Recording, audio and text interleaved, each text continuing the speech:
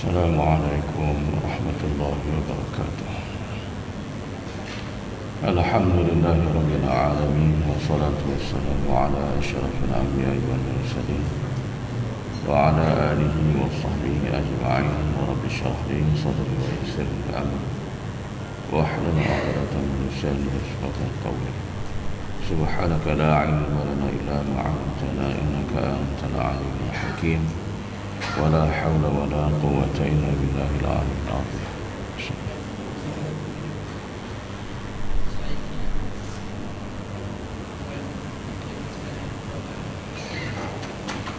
Bismillahirrahmanirrahim. Surat 717.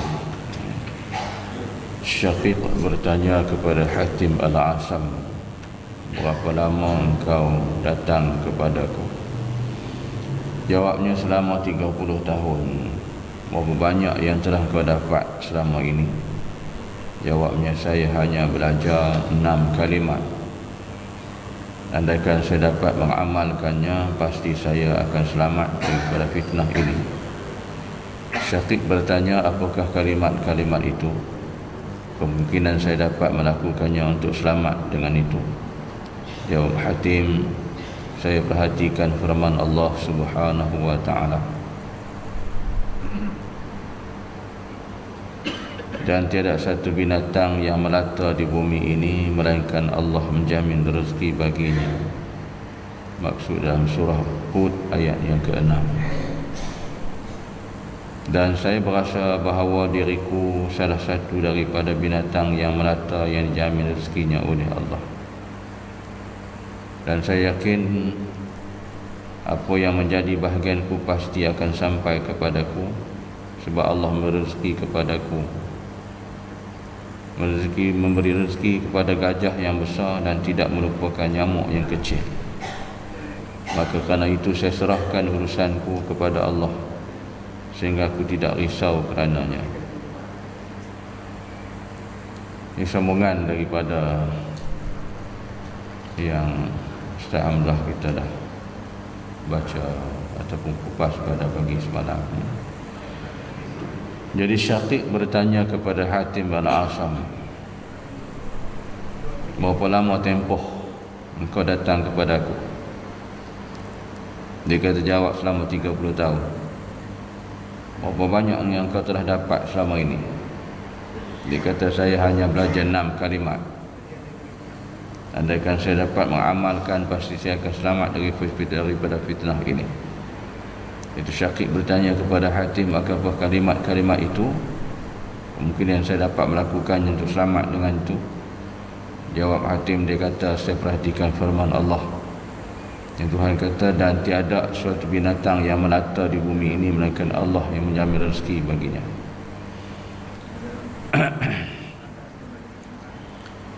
Jadi cerita kita, tajuk kita ni tawakal kepada Allah. Jadi kita bergantung penuh dengan keyakinan kepada Allah Subhanahu wa ta'ala, berserta dengan keimanan yang benar kepada Allah. Jadi kalau kita perhatikan ayat dalam surah Hud ayat yang ke-6 tu, Allah menyatakan, dan tiada satu binatang yang melata di bumi ini melainkan Allah yang menjamin rezekinya. Jadi kita sebagai makhluk Allah tidaklah perlu untuk kita kata menjadi satu perkara yang kita duk risau ataupun bimbang. Persoalan rezeki ini adalah telah ditentu dan dijaminkan oleh Allah. Sebab tu kalau kita buka adalah hadis Arba'in, hadis 40 yang dibahaskan oleh Imam Nawawi. Dia kata, bila kita seseorang makhluk itu tercampaknya benih ke dalam rahim ibu tu, Allah dah jamin dah rezeki kita. Allah dah tentu dah. Begitu juga dengan jodoh, kematian. Ini tuan-tuan boleh buka hadis yang keempat. syarah ke hadis arba'in. Jadi sebab tu bila sampai Allah lahirkan kita di atas muka bumi ni, rezeki itu telah ditentukan oleh Tuhan dah. Cuma kita manusia ni kena bergerak, kena berusaha mencarilah. Dalam usaha kita bergerak, mencari, bekerja, kemudian kita serah kepada Allah, tawakal. Jangan kita duduk berpeluk tubuh, kita bertawakal. Ni tak kena. Jadi apa pun ditunggu ni tu. Rezeki Tuhan bagi, tak payah kita buat apa. Jadi kita berusaha dengan bergerak, bekerja kita, kemudian kita tawakal kepada Allah. Sedangkan ulat dalam, kata dalam batu,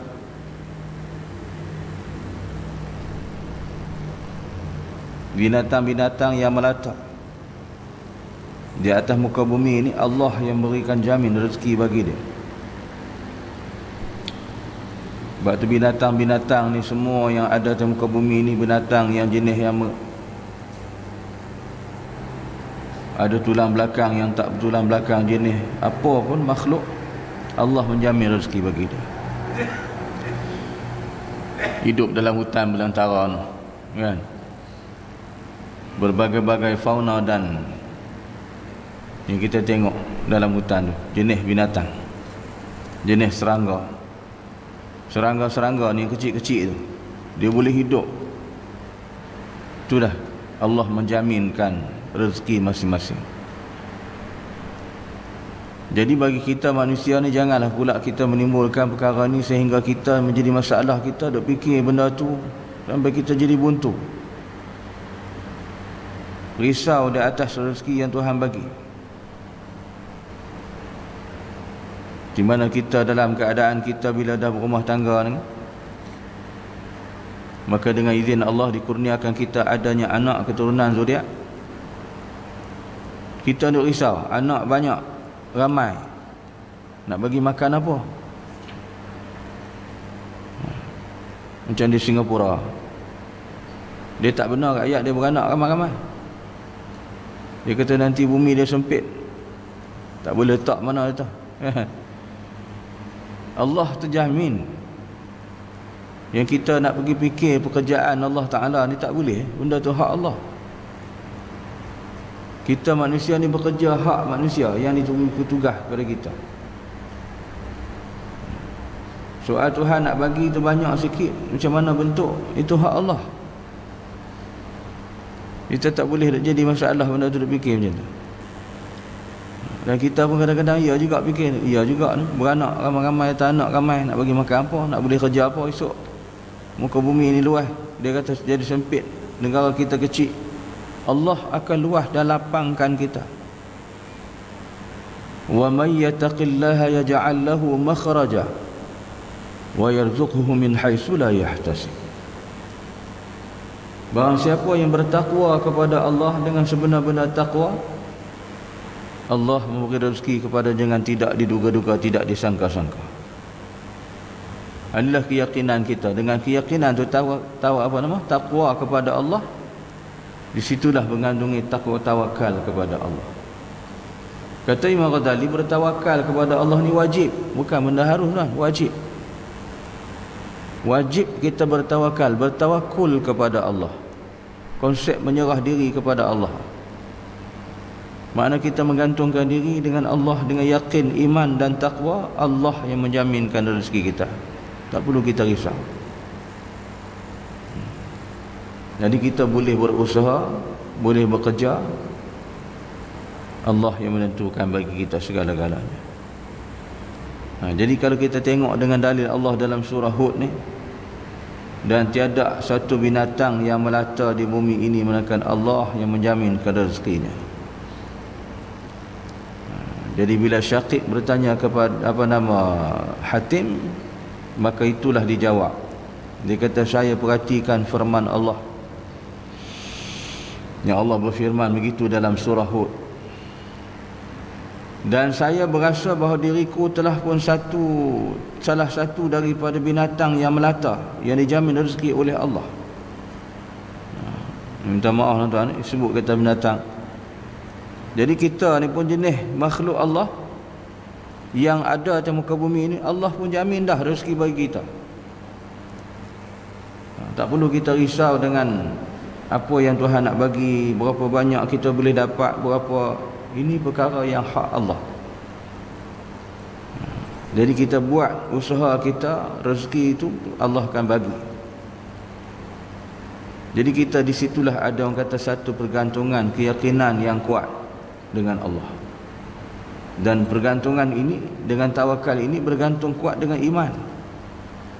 Tanpa dengan iman orang tak boleh dalam perkara ni tuan.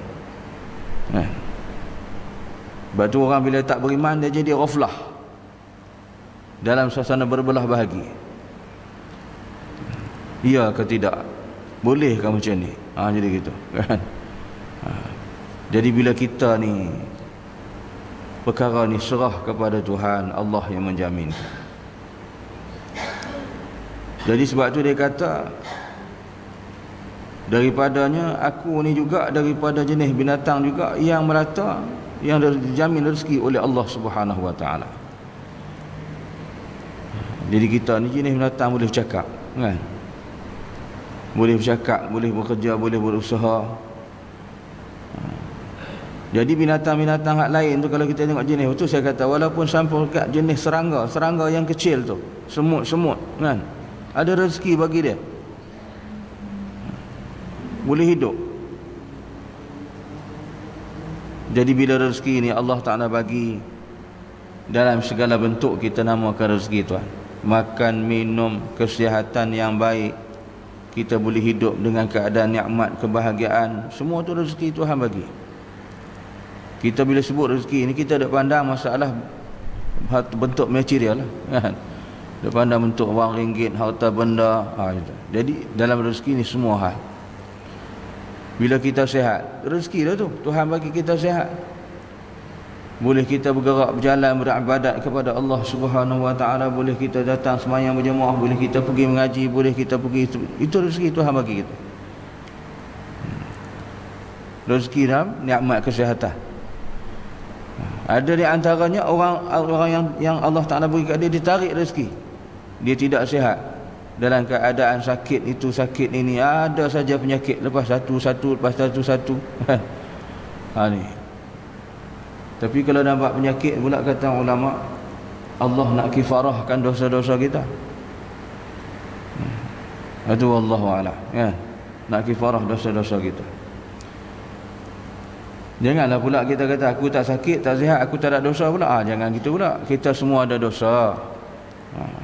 Cuma masa dan ketikanya akan sampai, bagi Tuhan akan kifarah. Jika tak kena pada dunia, di akhirat besok kita akan menerima balasan dari Allah di atas kesalahan dan dosa yang kita lakukan. Tak boleh lepas. Jadi sebab tu kita kena yakin, yakin dengan janji-janji Allah itulah, dengan ayat Allah tadi tu. Kita baca dalam Quran, Allah sebut begitu, wa may yattaqillaha yaj'al lahu makhraja wa yarzuqhu min haitsu la yahtasib.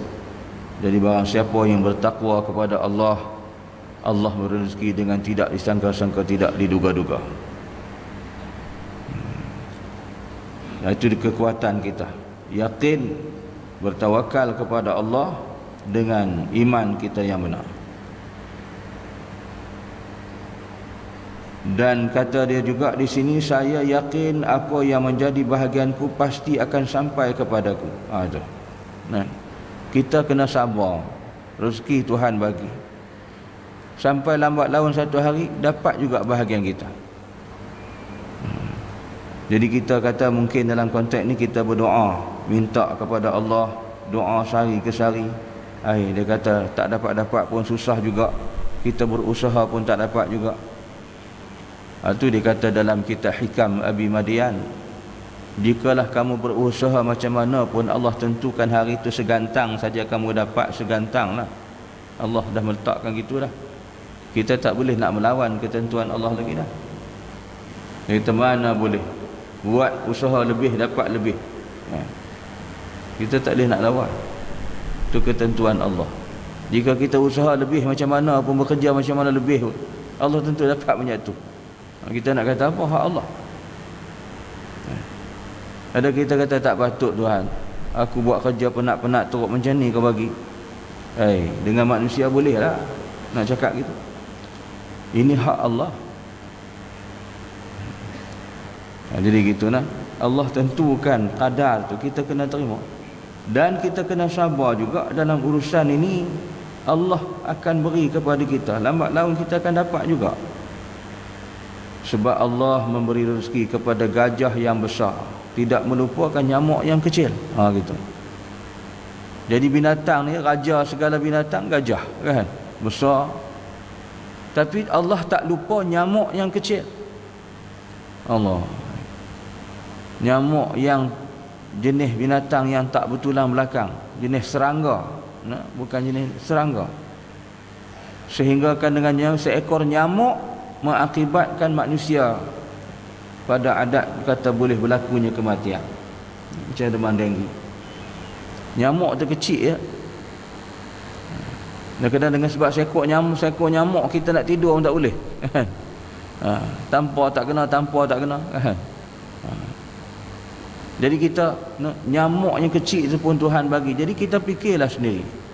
Benda yang sekecil-kecil, serangga yang sehalus macam tu pun Allah bagi rezeki. Apatah kita pula yang besar ni. Dia kata gajah, gajah binatang yang besar. Jadi kita makhluk manusia pun jenis yang besar. Takkan Tuhan tak bagi? Jadi janganlah kita duk mempertikaikan hak Allah. Itu persoalan kerja Allah. Yakinilah semua Allah memberikan rezeki, apa yang ada di langit, apa yang ada di bumi, semua dijamin rezeki oleh Allah. Dan tidak melupakan, maka kerana itu saya serahkan urusanku kepada Allah, sehingga aku tidak risau kerananya. Ni kata tawakal. Jadi kata sahabat kita ni, hamba Allah ni, dia kata, aku serah kepada Allah urusan ini. Dia tak perlu fikirlah hak ketentuan Allah nak bagi rezeki tu. Cuma kita ni sebagai hamba tak membawa kepada kesalahan, kita menjalankan, berusaha kan, bekerja dengan kederat tenaga Tuhan beri kita, dengan anggota kita yang cukup sifat, kita bekerja. Jadi Allah memberi kepada kita rezeki itu, jaminan insya-Allah. Jadi serah kepada Tuhan. Bila serah kepada Allah itulah dikata tawakal. Tawakal. Syakib berkata, alangkah baiknya kefahaman kamu itu, ya. Maka apakah yang kedua? Yang kedua dia kata, saya perhatikan ayat, sesungguhnya orang-orang mukmin itu sebagai saudara, dalam surah Al-Hujurat ayat ke-10. Maka saya pandang semua orang mukmin sebagai saudaraku, dan saudara harus sayang pada saudaranya. Juga saya mengetahui bahawa permusuhan yang terjadi di antara semua orang itu disebabkan hasad. Maka saya bersungguh-sungguh mengeluarkan rasa hasad itu daripada qalbunku, sehingga berubahlah hatiku. Yang andaikan seorang mukmin di timur menderita, maka saya akan risau kerananya, seakan-akan menimpa kepadaku. Demikian pula sekiranya seorang mukmin di hujung barat mendapat keuntungan, dan saya akan berasa gembira seakan-akan saya sendiri yang mendapat keuntungan itu. Ni yang kedua.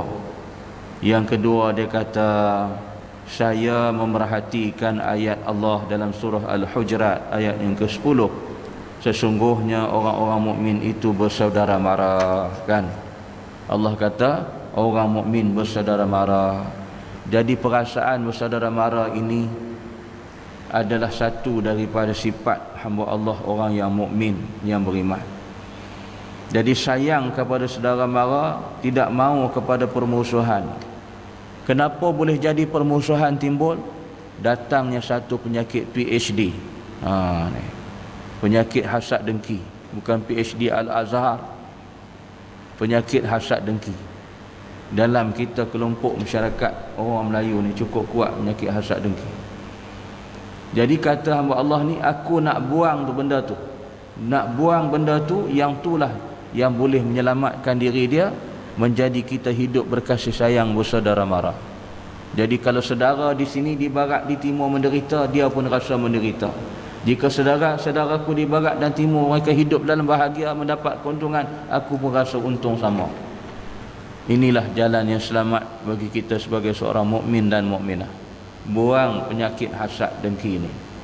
Ini sifat yang mazmumah, yang tercela. Kalau ada bersarang sifat macam ni tuan, kita tak akan selamat hidup kita di dunia dan di akhirat. Percayalah. Memang jadi masalah besar. Inilah penyakit yang menjahanamkan kita, yang menghancurkan kita. Jadi kita kena buang yang tu. Dan perhatilah firman Allah. Bila kita balik rumah, cuba buka dalam tafsir, tengok ni penyakit hasad dengki dalam surah Al-Hujurat ayat yang ke-10. Jadi kita nak selamat dunia akhirat, buang benda-benda ni. Itu sifat yang tercela. Wallahu a'lam. Sekadar itu insya-Allah kita sambung ya. Bismillahirrahmanirrahim. Subhanakallahumma wa bihamdika asyhadu an la ilaha illa anta astaghfiruka wa atubu ilaik. Bismillahirrahmanirrahim. Wal 'asri innal insana lafi khusr illa alladhina amanu wa 'amilus salihati wa tawassaw bil haqqi wa tawassaw bis sabr. Shadaqallahu al-'azim. Assalamualaikum warahmatullahi wabarakatuh.